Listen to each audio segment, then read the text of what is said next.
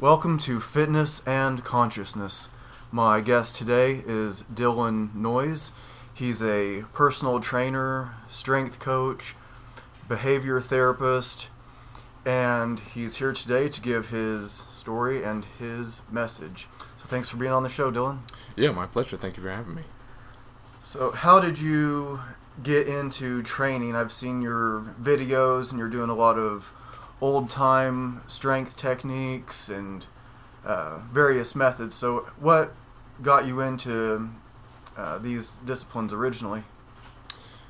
A few different things.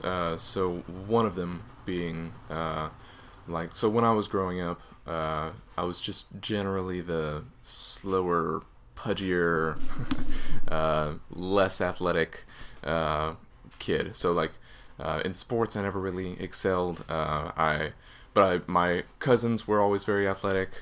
Even when, so I originally lived in Texas in Mauriceville, and then we moved to a suburb outside of Houston. And my neighbors there, we became good friends and played a lot together. But they were always far more athletic than I ever was. We were on the swim team together, and they would be winning like first or second place, and I was like placed in the special needs races. So a bit of it stems from that, just knowing what it feels like to be last or to be the weakest, and wanting to know what's on the other side of that. And so throughout like middle school and high school, I tried to like figure things out on my own. And when after high school, I was living with a buddy of mine, and I saved up to buy a weightlifting set, and I bought a book called Starting Strength, which you might be familiar with. Yeah, Riptide. Yeah. And for the next 6 to 12 months, we just did the same 3 or 4 exercises 3 days a week, and I put on like 20 pounds or 30 pounds, and there was just a radical change in my personality, in my just sense of comfort and security with myself, and a significant reduction in just general anxiety. And I don't know that I could have articulated this at the time, but I kind of felt like it taught me how to learn, which has just been sort of a continuing theme.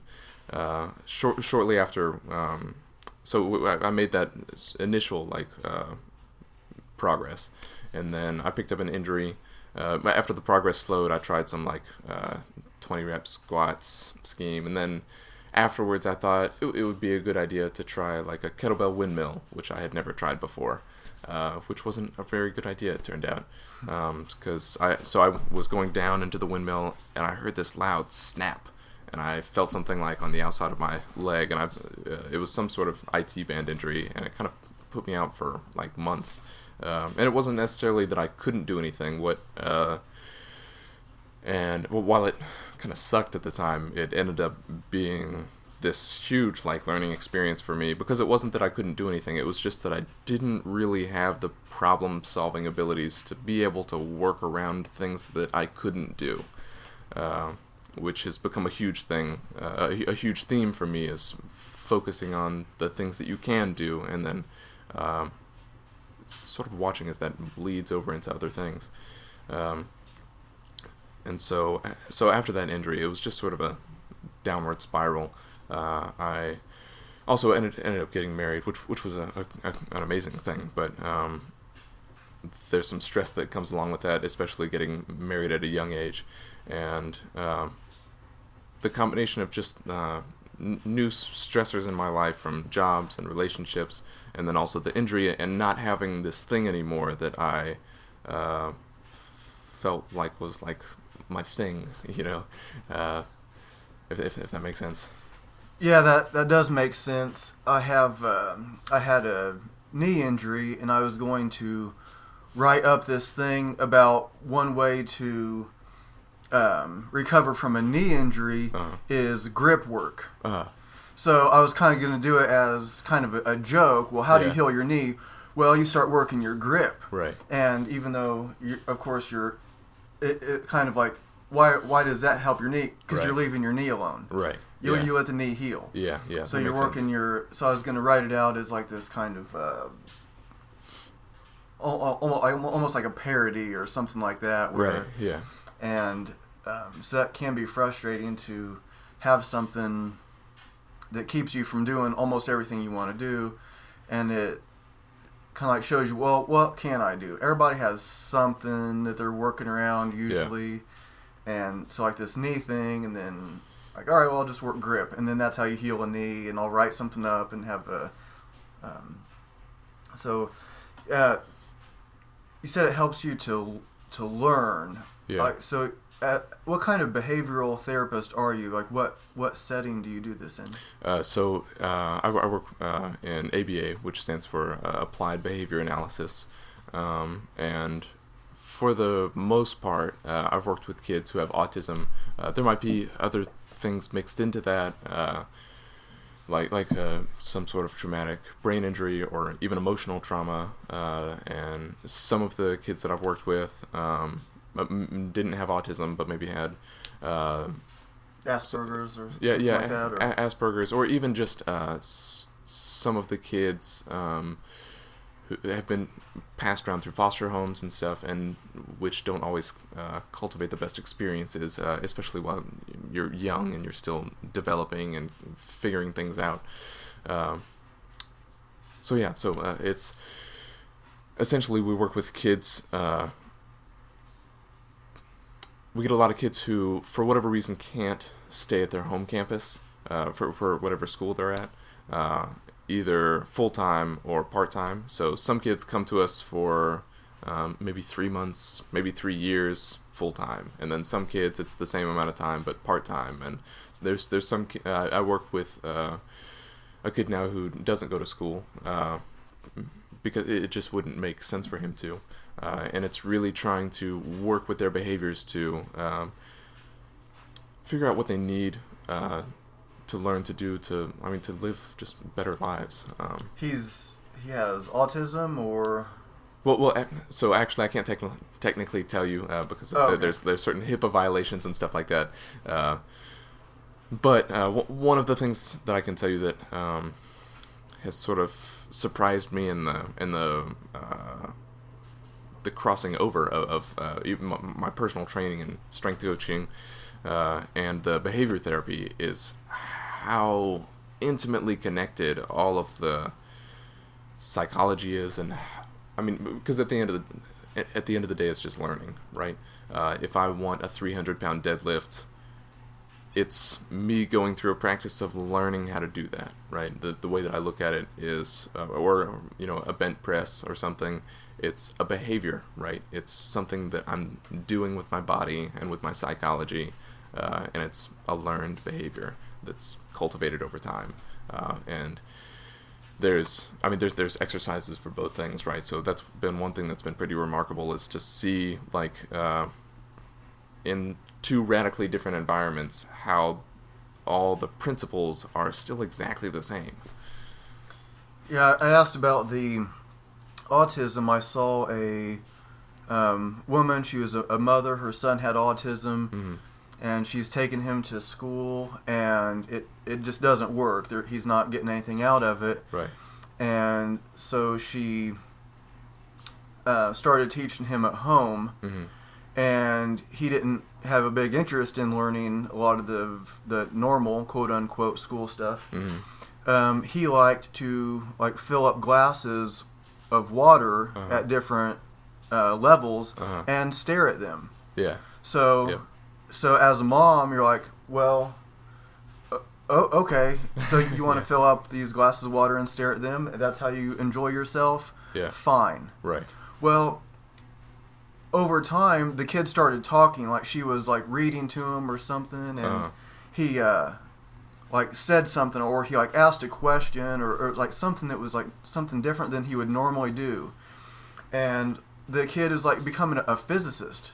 Mm. So it's okay, here's this kid. He has a learning disability, quote Right. unquote. He can't do good in school. Right. Yeah. He's not smart. Right. He likes to stare at glasses of water. Uh-huh. So fine, we'll just. But now it's okay, And then her other son had something similar, or maybe but not as severe.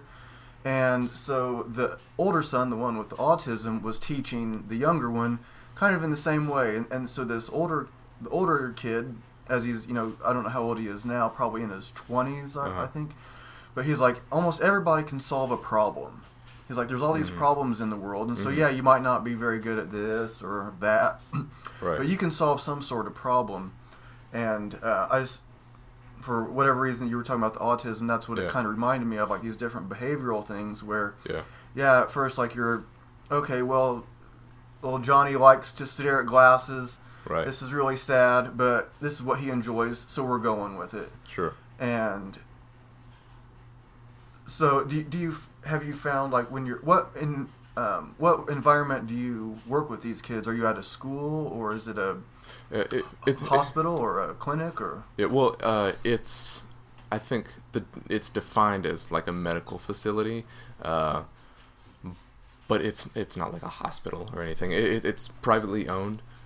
Which I love, because that also when I lived in Houston, I worked in a school that was similar, but it was a school, and so that in my experience at least, that places a lot more restrictions on what the teachers can do and what can be done. There was things like I worked with a boy who he had autism, and he had a traumatic brain injury in his like frontal lobe, which just messes with all kinds of different things, and because he was like in a school district and technically going to school, they still have to take like formalized formal tests where like he needs to know who the attorney general is, which first of all I don't even know, and secondly, like he can't go to the bathroom by himself. Like, we're still figuring that out, right? Yeah. So then, and it turns into like, at that point, it's not even about the kids learning anything. It becomes more about how can the teacher trick the student into getting the right answer, so that they have job security, and so that the kid can also continue like their schooling and stuff. But what I found at the private facility is that there just isn't any of that. There's so much more freedom. And so I work for Access Behavior Analysis, and it's like it's the best place that I've ever seen for people like this. And even Indiana has become known to be like, if you have autism or you have a child with autism, one of the kind of places to be in order to get services that are competent and useful. So yeah. That's interesting. I didn't know that Indiana was known for that. So Yeah, do they I have didn't do they have other facilities with the same owner, the same ideas, or is it just an Indianapolis thing? You're in Indianapolis, right? Yeah. So both. So they have 3 facilities now in Indianapolis. They another incredible thing about Access that I just admire the hell out of is that I don't recall the company that they worked for prior to opening their own, but it was essentially these 3 women who decided to go out on their own, and I think they just saw a better way that this could be done, and had enough courage to try to do it on their own. So they started out in, I don't remember whose house, but they started out in a basement with 1 client, and over the course of 3 years, or it might be coming up on 4 years, they've gone from 1 client to, I don't even know how many, but 100 plus, and at least just as many employees, and they now have 3 different facilities, and none of which are in basements. Well, so what does your day look like? How many of these kids are you working with? Are you working just with kids? How many of them are you working with at a time? Like, what is it that what does your day look like? Well, right now I'm part-time, and I work with a client in-home. So it's just one-on-one all day, 2 days a week. And then the other 3 days he goes into the center and then he works with another therapist. One thing that I also think is smart that they do is any individual client works with more than one therapist, which I think helps to kind of generalize just whatever skills or behaviors that they're learning. Fill in any gap or... Yeah, exactly. But whenever I was working at the center, it was quite a bit different because there's just a lot more interaction, right? Because you might stick with one kid the whole day, or everybody pretty much has their person that they stick to. It's one-on-one. But then you'll be around other people, and then there's still like group activities and things like that. But typically in home settings, it's just one-on-one, and it's just the two of you all day. Does any of it have to do with diet? I've on Joe Rogan's podcast, there was a guy who is a stem cell doctor, and he has his place in Panama because he's able to do more in Panama than in the U.S., and he has other offices in the U.S. with people that he's trained, and he even treats patients with autism. Mm-hmm. And what he says is, before you fly to Panama, you have to get on a gluten-free diet for 3 months. So it's like, it's not worth it to come down here until you do that, because this gluten is having this inflammatory effect on the brain that is, I'm not saying it causes autism, but maybe it makes it worse. Sure. So he's like, do that for 3 months, and then let's talk to see if it's worth you flying down here. So does your clinic does it get into the diet also? Not really, and I think that's more because it just becomes sort of a tricky space, like even with personal trainers, right? It's like sometimes, like, unless you have like a certification that says I'm allowed to tell people what to eat and when and how, right? Then you kind of have to watch how like you word things or how you talk about things. Yeah, it's illegal to tell somebody they should have some more blueberries. yeah, exactly.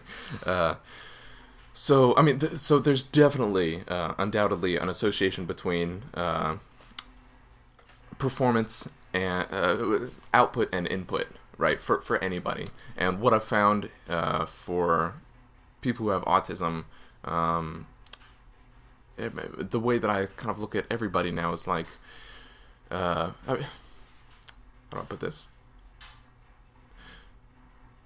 When I am around people who have autism, they're not really different than anybody else. It's just everything's more extreme, right? So like, there's certain textures that I like. There's certain sounds that I like. There's certain shows or whatever that I like, but or don't like, for that matter. But for them, it's extreme. Like, I love it or I hate it. Yeah. So there's a lot of that.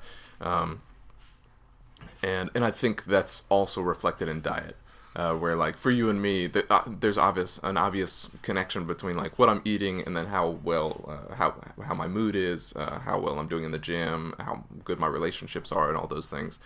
For them, I think it's just a little bit more intense. But where it also gets tricky with the diet for them is that,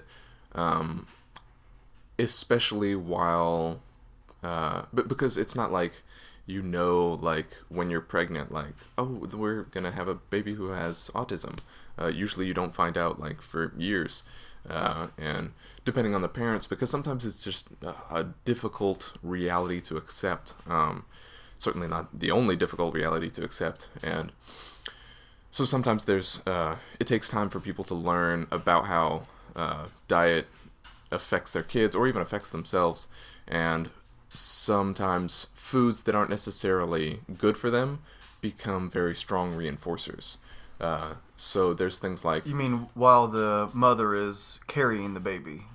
Or both? I mean, perhaps while carrying, but afterwards is more what I'm talking about, because So like, for instance, a kid might love M&Ms, right? I mean, M&Ms aren't good for you. Anybody can tell you that.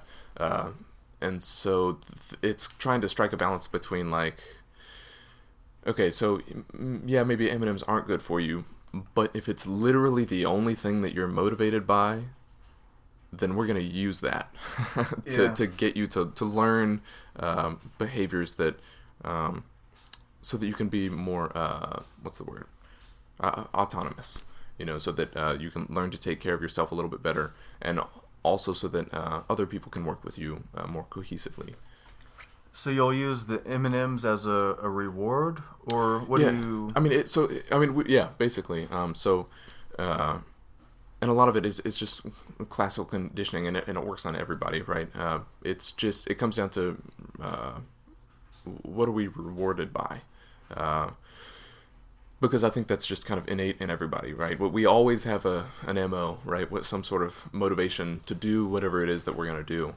And that tends to be the trickier part when working. The more severe the case is, the more important it is to find motivation. So one thing that I can tell you about a client that I've worked with is that it's been one of the most difficult people that I've worked with in order to find out what they're motivated for. I mean, like, when you're like, so for me, if I feel the sensation that I need to pee, I get up and I go to the bathroom. But for some people, that's not the case, right? It's like, yeah, I have to pee, so I'll just go. And then, like, I don't really care if my clothes get changed. I might get grumpy in an hour when, like, I decide that I don't like how this feels anymore. But finding the motivation to do, like to feed yourself or to, like, hydrate yourself can be tricky sometimes. And so if an M&M is what does it, like, then that's what we're going to use.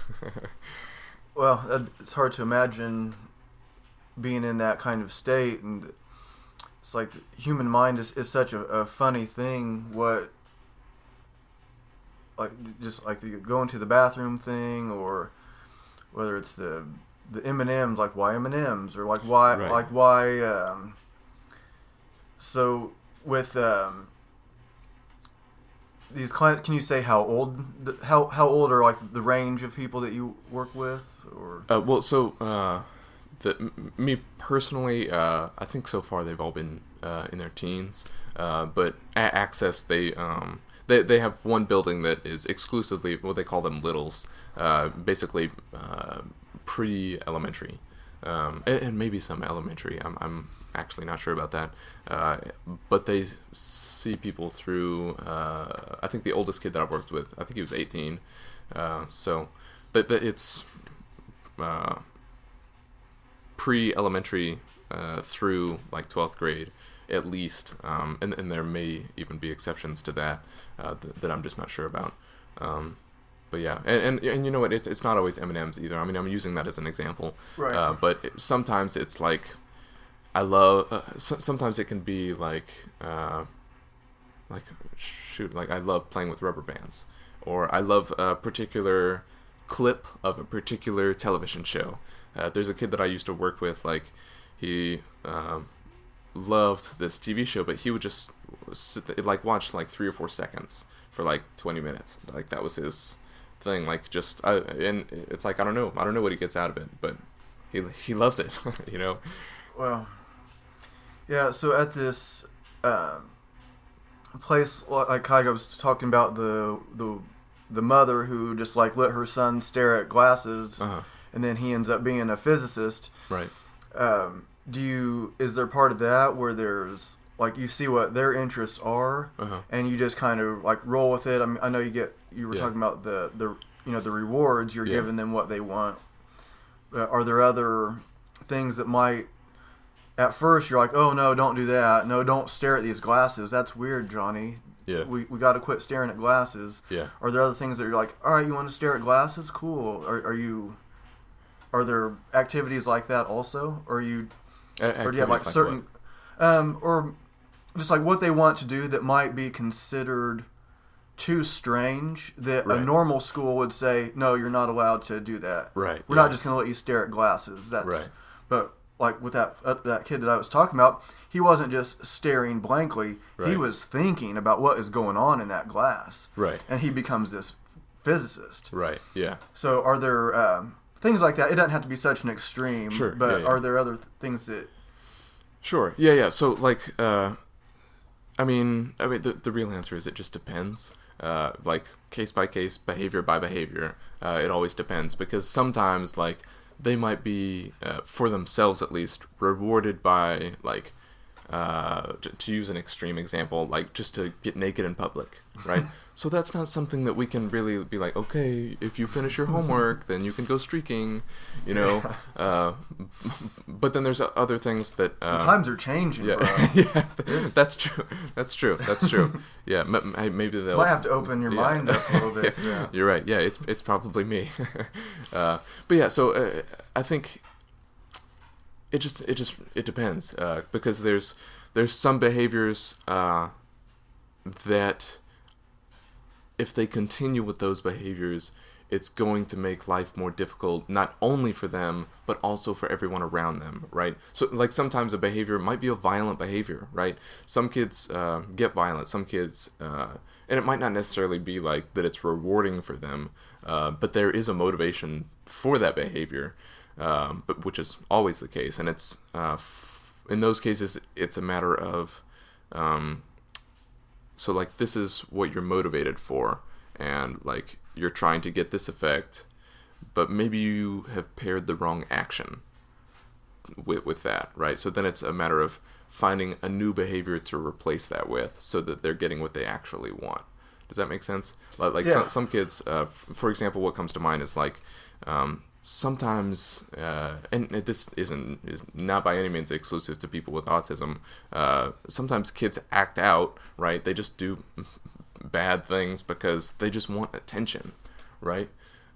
So those aren't necessarily the best behaviors, but when they work, they get reinforced, right? So, like, sometimes parents have trouble with their kids not realizing that you may have inadvertently taught them exactly what it is that you don't want them to do, right? So, like,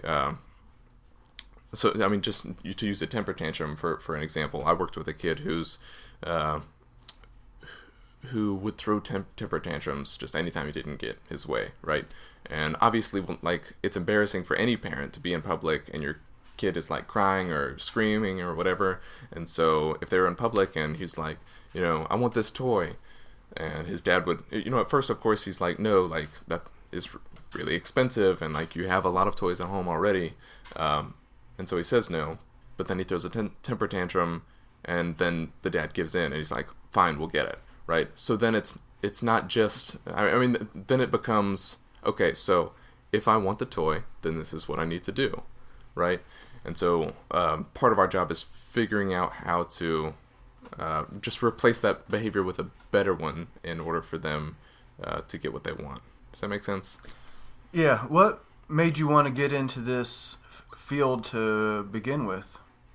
Well, it kind of happened by accident, actually. Whenever I lived in Houston, my mother is and was a vice principal then, or principal.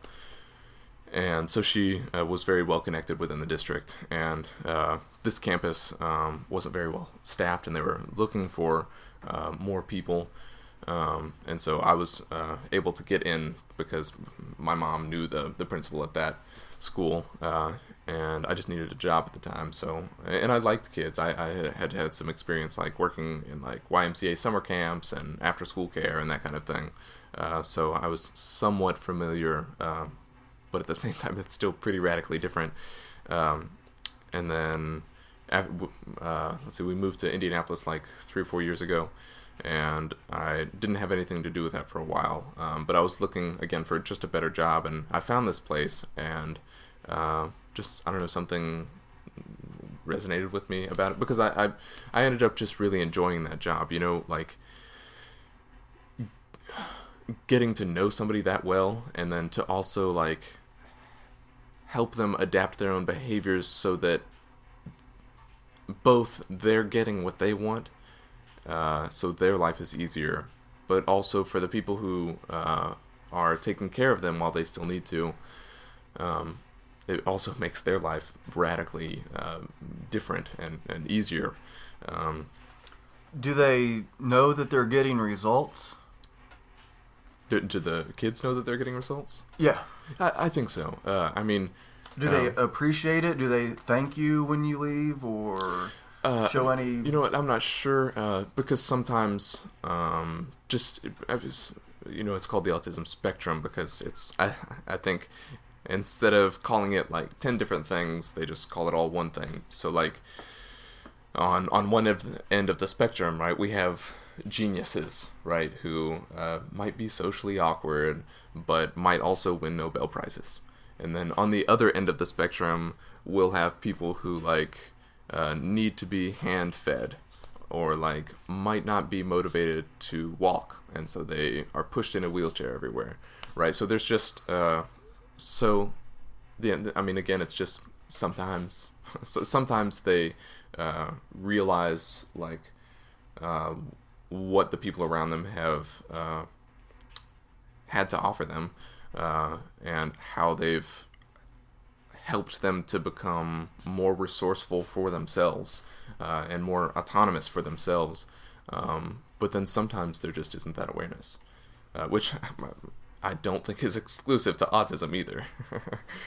Yeah, I'm sure there's a lot of times that are really challenging. It's like, why am I bothering? But then sometimes you have like these moments of breakthrough, like, yeah, I'm here for a reason. For some reason, all the dominoes fell this way, and you ended up in somewhere you didn't expect to be there, but like you're meant to be there, and you get a lot of reward from working with that. I would think it's a really rewarding career to work with kids that have these issues. Yeah. And then it's just something like, all right, now Timmy can tie his shoes. Right. Finally, he's 12. It's right. We've been working on this for years. Yeah. And he tied his shoes today. Just something like that, I would imagine would be so rewarding. Yeah. Or they go to the bathroom. Yeah. Absolutely. I mean, especially, probably like a lot of things.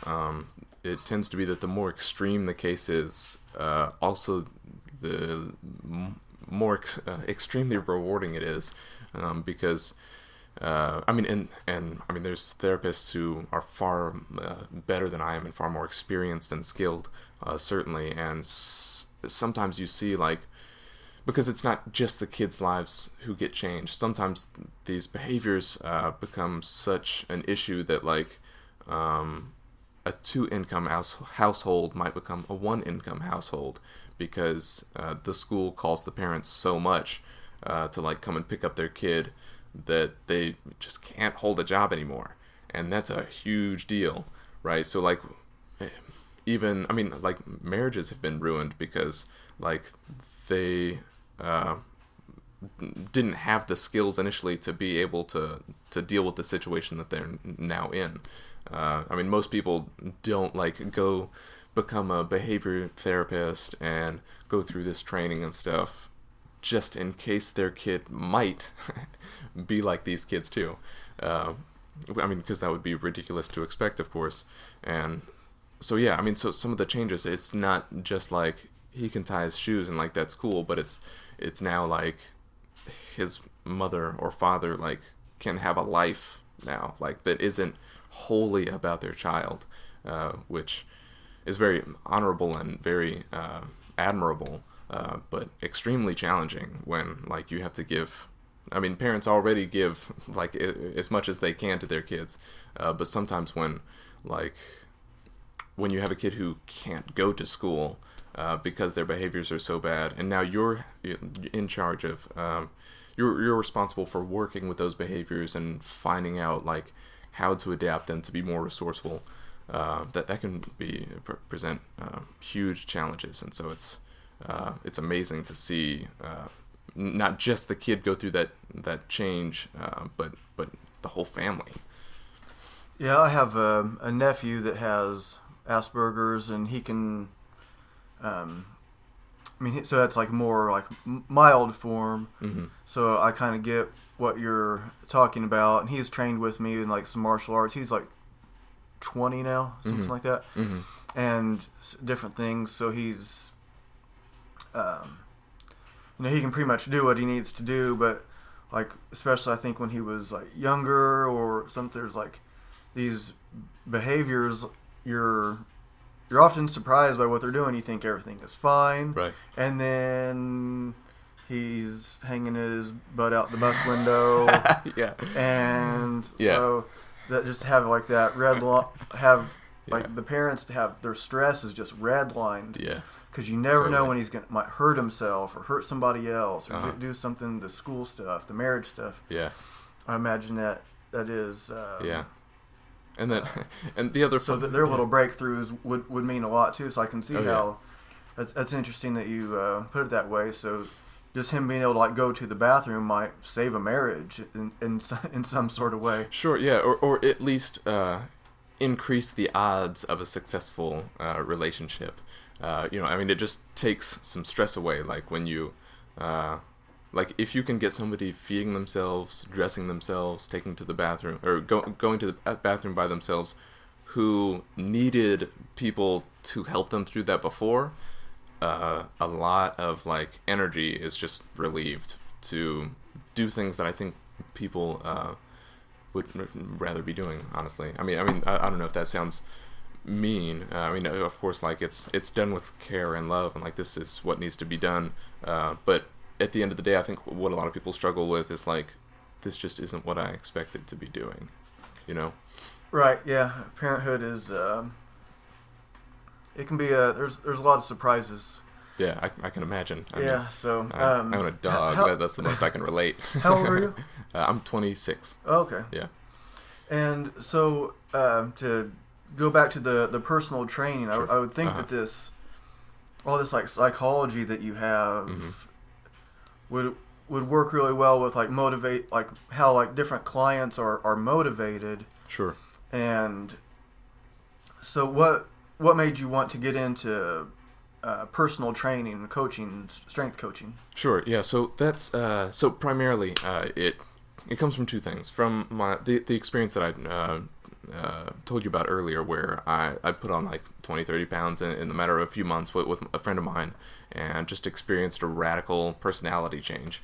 And then, so afterwards, I was saying, I picked up an injury. What also came with that, and came with some of the stress that I was dealing with at the time, not very constructively, I began to pick up a lot of like back pain and neck pain, to the point where, so I went and saw a chiropractor, and he told me that I had entered phase 1 of degeneration in my cervical spine, or in my neck, where my vertebrae had started to lose its curve and straighten out, and it was like just headaches and pain like daily for like 2 or 3 years, and I have what I refer to as Batman neck, where like if you want to look to your left, you're not just turning your head, you're kind of turning your whole body, What techniques were you doing that caused that? Was it so I think nowadays it's for like modern yoga. Mm-hmm. I think a lot of the teachers that have been teaching for 20, 30 years, Mm-hmm. they have taken out plow pose, which is where you're laying on your back and you kick your feet back up over your head and touch the floor with your feet, so you're basically folded in half. And the shoulder stand, so where it's like kind of like that, but you're basically on your shoulders and your head, and it's taking that curve out of the cervical spine. So I think a lot of modern yoga teachers, I started learning about this part from Michaela Edwards. She wrote a book called Yoga Line, and it's a really good book. I don't get any commission for selling her books or anything, but it's a really good book. So what lifting techniques, or were you doing some other techniques that were taking the curve out of your spine? Well, actually, I attribute it largely to a lack of movement in general, and just a lot of stress, because I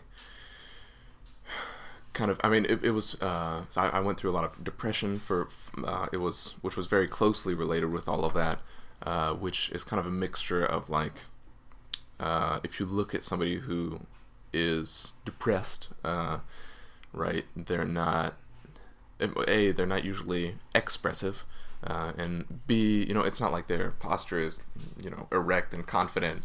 It's usually like, you're kind of slumped over, and I mean, just how you would imagine anybody who feels crappy, either about themselves or their situation or whatever. So I don't necessarily attribute it to any exercises or anything. It was more the lack of exercise that came with the lack of the ability to problem solve, to work around an injury that I had. And then it's the stress and depression that I was going through at the time. So I mean that was all kind of tied into each other. If that makes sense. Are you doing something now to get the curve back in the neck, or how are you dealing with it now? So two of the biggest things that helped me were, so one of them is with an organization called The Movement, who I'm pursuing a certification under now. They have what's called biofeedback testing, and so there's a lot of different things that go with it, but like, so anybody who's ever used like a heart rate monitor so it's like if your heart gets up to a certain pace or whatever, and then you change what you're doing because of what that's telling you, that's still biofeedback training, or like HRV, that's something, heart rate variability, that's something that is getting bigger as the technology is more available to people. Those are all forms of biofeedback. One of the biggest things that they use, though, is more related to like exercise or movement selection. And so you take a range of motion test, which they use a toe touch test just because it's tends to be the most accessible and the easiest to sort of read a change in. So you take so you stand up straight, you bend down, reaching for your toes, and you stop at the first sign of any tension. Essentially, when the line that's between passive bending over and I'm actively stretching, and then you would perform an exercise, and then you perform the test again. And if you get an increase in range of motion, that's essentially your body saying, like, I like this is good. If there isn't a change, or if there's a reduction in range of motion, that tends to be associated with, this is not good, like I'm not handling this well, this is either stressful or detrimental to me. Does that make sense? Yeah, so are you saying that your exercise selection, you don't know what you're going to do today, so you know what you would maybe like to do, right? But you try it out first, do the biofeedback test, right, and it says yes or no. If it says no, then you just go to plan B and test it out. Then you get to the yes, and then you know what your workout will be? Yeah, pretty much. So like there's there's a million things that I love about this, and one of them is that any trainer or any just weekend warrior, people who like to work out, we become just better and better at guessing what's good for us, right? Or guessing what's good for somebody else. And people can become elite guessers where they're pretty much right all the time even. But what I found that this does is, especially after I picked up an injury, there was just fear surrounding, like, how do I know this isn't going to make it worse, right? Like, I'm in pain all the time. Like, I can't handle more pain. And I need to get out of this in order to live my life. And so what it gave me was just a tool to then be able to really know for sure, like, what I respond well to. So the way that looks like in a program for me now, so and you can do this with any program. So like I'll use starting strength as an example just because we've already talked about it. For the most part, the workouts are like you squat, you bench press, you deadlift, or some variation of that. So what that would look like for a biofeedback program, instead of one exercise to choose from, you would have three. So instead of just a barbell back squat, I might also test front squat, and maybe I would test like a Bulgarian split squat, right? And then whichever one of those tests the best is what I would do for that day. And usually, it just kind of depends on person to person. Some people respond really well to variation, at least for a period of time, and then some people respond really well to doing the same thing for even months. So it kind of gives you a way to auto-regulate your training so that you are kind of working with where you're at, really, right? Because there's also all these different stresses that programs can't really account for, right?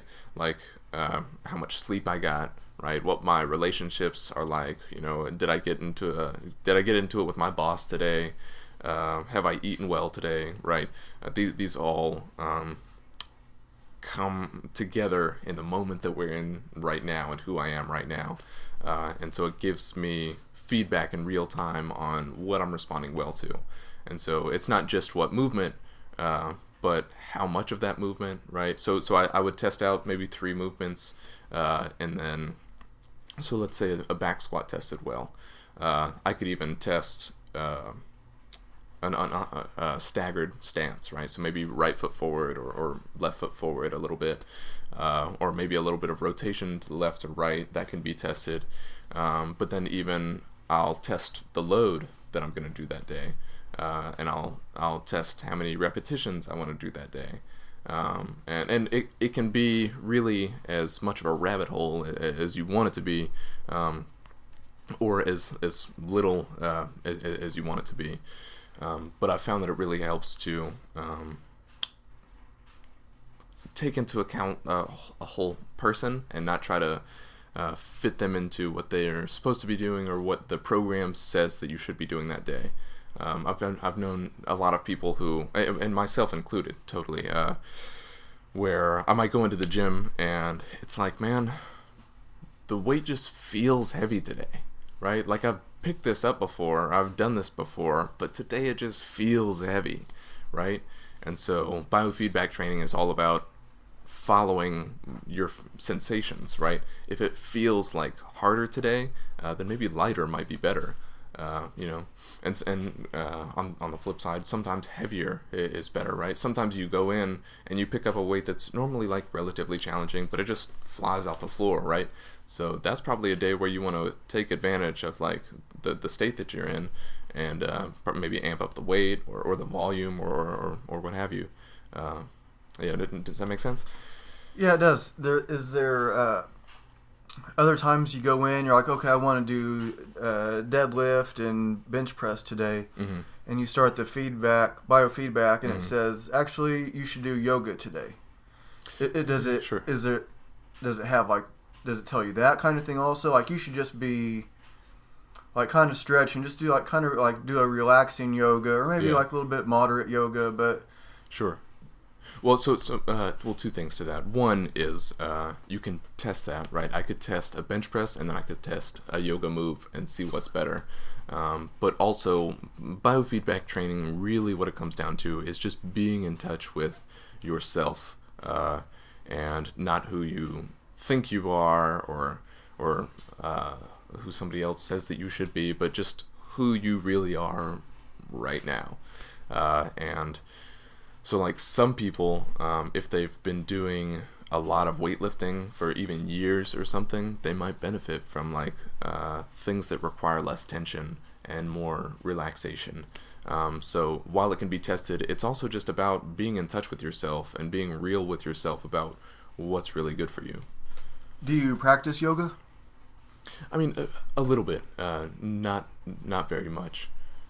Do you just like follow along to a video, or just do like a few things on your own, or you ever go to classes, or? I mean, the way that I look at yoga, and this is probably oversimplified, is like stretching with breathing, or just maybe just gentle movement with deep breathing. And so in that sense, I do yoga, but I don't follow a video. It's more like I might sit in a squat and just deep breathe. I do like upward and downward dog sometimes, but it's not an extensive practice for me, but by any means. Yeah, yoga means a lot of different things to different people. I was just trying to get your take on it. Sure. There was a time I was wanting to be a yoga teacher, mm-hmm. and So I was going to sometimes like 2 or 3 classes a day, and kind of a long story short. I won't even bother telling the whole thing about it, but I got kind of back into it again, or doing like more like you were saying, it was like my own thing, like because it's just like meditation, or maybe you're talking about karma yoga, and you're just trying to do good stuff, or bhakti yoga, devotional stuff, or there's all kinds. Sure. But one of my goals for this year, the only goal that I made, like definite write it down kind of goal, was 108 yoga sessions. And so I've been following along to bunch of different DVDs I got from the library, some online, and I may go to some classes or workshops or something, but so yoga, I think, is kind of whatever you want it to be. People are doing it in a lot of different ways, so but yeah, I think you're right with kind of like the stretching and breathing. So like if it's super stress intense, then it's maybe not yoga, because maybe like you're supposed to like have something that's challenging, and your breathing is all messed up, and like you just can't quite do it. And then like over time, it's like, okay, now I can breathe calmly through this movement, and so then that's how you get better at yoga, quote unquote. I think is how that goes. Yeah, that makes sense. So with your like old time strength training, how did you get into that? What sources are you learning from? So let's see. Well, I guess how I got into it was, I think I've just always, and again, I mean, it's rooted in knowing one side of the coin without knowing the other, right? Knowing what it feels like to be in a lot of pain. So I was like 22 years old, and it's like, man, it's like hard to walk, like, and that just shouldn't be the reality, I guess, is how I felt. I mean, it was the reality, but I just felt like I don't think anybody should have this problem, but I especially don't think anybody my age should have this problem. Like if I'm gonna have trouble walking, like let's wait till I'm like 80, right? Not 22. And so there's just a drive in me to know what the other side of that feels like, right? And the stronger I get, the more just in love with it I am, right? The more it kind of bleeds into every other area of my life, and so that's really the base of it. But then I came across a book who was I heard Adam T. Glass. He's just a grip freak is the only way that I can describe him. He's got a pair of the strongest hands that the world has ever seen. And I heard him mention a book called The Spiritual Life of Joseph L. Greenstein, whose show name was The Mighty Atom. And he was really like one of the first, or maybe the first, performing strongmen. I shouldn't say the first, but definitely one of the more well-known guys who started to do things that people just thought were unfathomable. Things like, bending horseshoes. One of the things that he is known for is biting a nail in half, or I don't remember what kind of plane it was, but he did a stunt where he tied a plane to his hair, and then it would try to take off, and he would hold it there. He did another crazy stunt.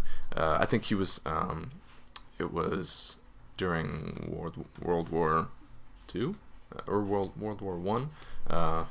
I'm not sure, but I think one. Yeah, I think one. That sounds like the right time period, where he it was similar but way different, where he tied his hair to a plane and then flew.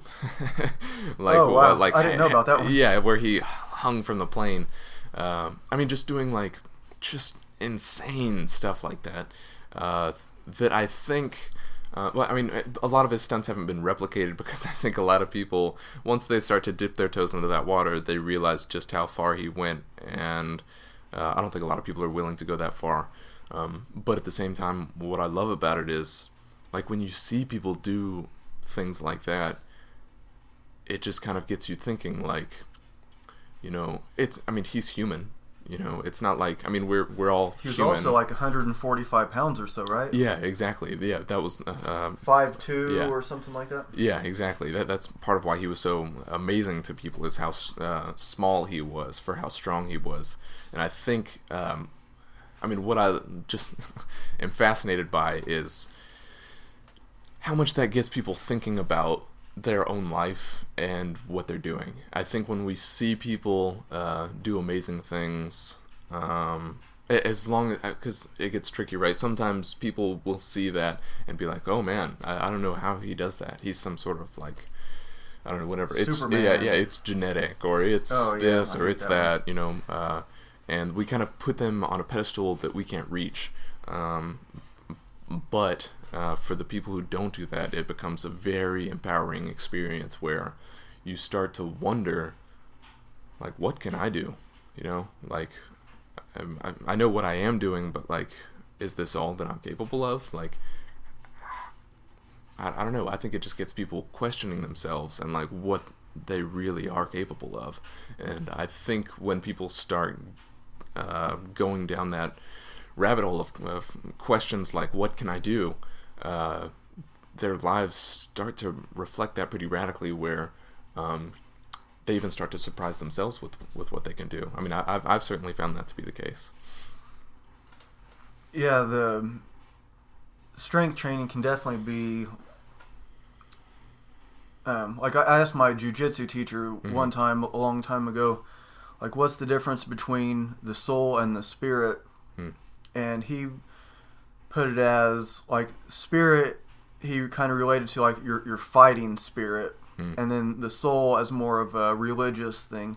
There was a little bit more to it, but so kind of the way I see, like, some of this, like, training, whether it's, you know, like a strong first certification, or you're trying to add, you know, at sometimes adding 5 pounds to your deadlift is, you know, once you're at a high level, even that can be difficult, or it can be difficult at any level, but, like, as a way to just, like, building the spirit. So, and then when you want to do something else, so do you think it has, like, a relationship to, like, your, like, do you see how, like, both of your jobs, is there, like, a kind of like a I want to say, like, intersections of sorts, like, between, so you have one job where you're a personal trainer, and then you have this other job where you're a behavioral therapist, and then yourself, you're doing these old time strength moves, you're looking into, like, biofeedback, and you're figuring all this stuff out. Is there, like, some kind of intersection of its I don't know if that's, like, a weird question. No. I mean, absolutely, absolutely. There's an intersection, and I think if I have any sort of, like, message that I really want people to, like, just understand on a deep level, it's what it comes down to is adaptation, right? Humans are what they are because of their ability to adapt. And their knowledge of their ability to adapt, you know, like, so like, I can take a dog and train him to do things, right? But he won't necessarily train himself, right? It's just like I will train myself, right? Whereas other animals, even though they might have adaptive qualities, they don't necessarily, or at least they don't look at it that way. Although that's sort of another rabbit hole that I'm gonna try not to get sucked into. But the thing about adaptation, I guess, that I want people to understand is that you are adapting whether you want to or not, right? And if adaptation is maybe a funny word for you or not one familiar with, then it's learning, right? Whether you want to be or not, you're learning, right? And I think that's somewhere between being extremely empowering and being extremely terrifying, because really it kind of it becomes sort of an investment thing, right? It either becomes your best friend or your worst enemy, because I think at least what I see in people's dissatisfaction with their own lives is that, and I'm also speaking for myself, I want to be clear about that, is that we find ourselves in a place where it's like, I don't want to be here, or I didn't mean to be here. But when we look back, it's that I never really decided what direction I wanted to go in the first place. And if I don't have that, if I'm not choosing my direction, someone or something else is, right? I think most people are becoming more aware of the influence of things like advertising and things like that, where, like, if I'm motivated to buy something, is it because I really want it, or is it because somebody told me that I wanted it, right? Even so, like in the behavior things that we were talking about, it's all about adaptation, right? It's all about transformation and changing people. I may have adapted to punch somebody in the face to get what I want, right? But is that the best adaptation, right? Is that really getting me what I really want? And I think when you kind of figure out that, like, let's see, another way to put it is, whatever you do, you're going to get better at, right? That's sort of the nature of the human experience, right? Like if you had a car that got better gas mileage every time you drove it, or a knife that got sharper every time you used it. That's what I love about training, is it gives me a place to be intentional about who I'm becoming. Because, as I'm sure many people at least begin to realize, the older they get, life just kind of pulls you in all these different directions. And if you're not, if you don't have the awareness or the strength to kind of stand your ground and go in the direction that you're choosing for yourself, somebody else will choose for you. I mean, we've all been influenced by peer pressure, right? And I just see that as the same thing. Okay, so I guess I'm sitting here trying to figure out where I'm going with all of this, and I think what it comes down to is at least what the importance of my practice and my training is for me, and I think what that perspective has to offer for any human, where, I mean, right? Anybody who's listening to this obviously is alive, right? So you're passing time through this weird, insane, crazy life experience, right? And the place that training has come into in my life has become a place where I get to choose who I want to become, right? I see people that I went to high school with, and just so many people just sitting with a deep unhappiness of maybe who they are or where they're at, and what I've learned from my training is that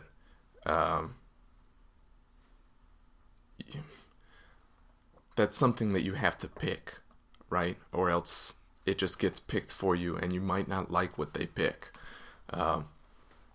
And so yeah, so for my own training, it's about it's about becoming who I want to become, and then knowing that a lot of life is reactive, right? A lot of life, like I'm kind of adapting whether I want to or not, like I said, but I'm not necessarily choosing all of the experiences that I'm having.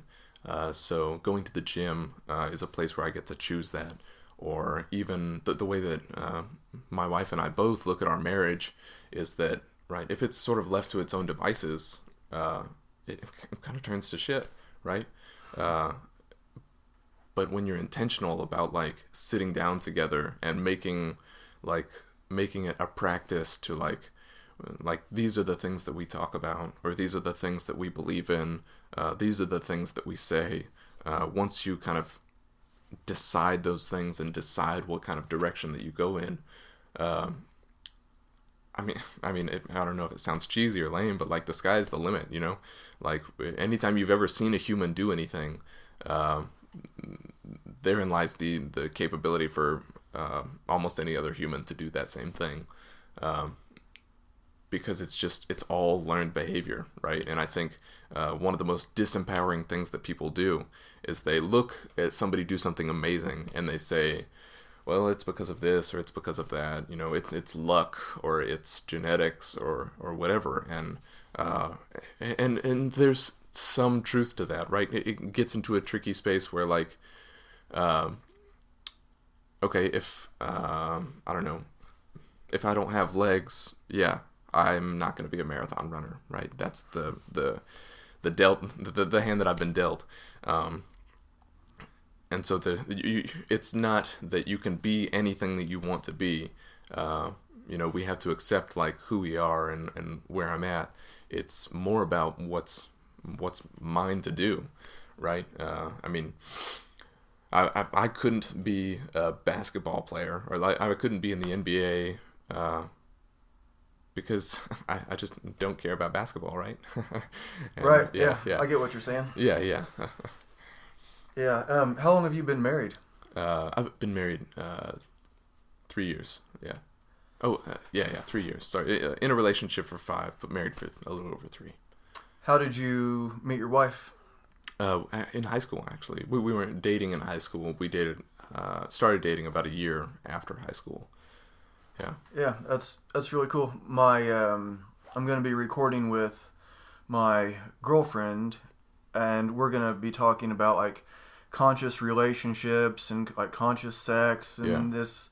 We're going to be getting into a lot of those subjects. I don't know if you heard the one we did with Joey. Mm-hmm. Yeah, I did. Yeah. So it was like, and I wasn't expecting to get into that with him. Yeah. But it was like I'm trying to have it so like people can talk about like that, and like so you have on there like you have two guys talking about like this sexuality and stuff that's a lot different than I think a lot of people would imagine two guys talk about it. And of course there are the guys that talk about it in vulgar ways. Sure. They did this to this chick and they did that to the, and they have a way to brag, but there's and part of this show, I wanted it to be like a clean show, because just being able to have a clean show means like you can get banned from like some markets. Like if you have one explicit episode, then your whole show might not be shown in some places. I think like India or China, and so it's like I try to have like no cussing, and almost everybody has cussed at least once, so it's no big deal. It's okay. I'm not super concerned about it, but like with the sexual stuff, it's like, okay, well, how can I talk about it? Like whether it's like with another guy, maybe it's another female that's not my girlfriend, sure, and have my girlfriend, and we're talking about it in a way that's it's not vulgar. So if kids do hear it, mm-hmm. you know, if like you imagine somebody like the high school kid or the junior high kid, and they have a phone. That phone has internet. They have access to the most vulgar things on the planet, so the first thing they look up is sexuality, and you know they'll see like some like hardcore porn where the woman is an object and something is being done to her, and it's this, and I think that has this major effect. So I want to have a show that's like not explicit, but it also we can talk about these kind of things that are like, so kids, it's not like the show is going to be just for kids, but if they do hear it, they're going to hear it's like, okay, it's not just like I saw in that video. That video is like they're just trying to be extreme. That's not the way it really is. Sure. And so you're just talking about like the relationships. You've mentioned that a lot of times over this show. And in this episode has been a lot different than what I thought it was going to be. We did like no planning whatsoever for it. just, yeah, come on by at 11:15, and we're gonna let it rip. And of course, I knew a little bit about you, but the show went way different than I thought. I thought we were gonna be talking about lifting most of the time, and, Sure. and I thought it was really cool. But you kept talking about like relationships over and over again, like Sure. it's like stress with the kids, or Sure. like even like lifting weights is affecting your relationships. And so you seem like a conscious dude, which is why I had you on the show, Fitness and Consciousness, and to like talk about like both things. And so, is there anything you want to like leave us with? We're at like about an hour 10. Is there like something else about relationships, or that you want to end with, or you want to let people know how they can get a hold of you for training and other contact information? Sure. Yeah. So, I mean, as far as relationships go, I mean, everything is a relationship, right?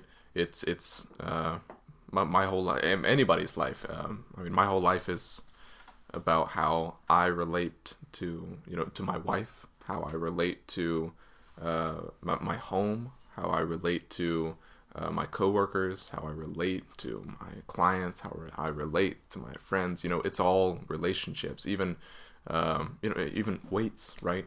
That's a relationship for me, and I think.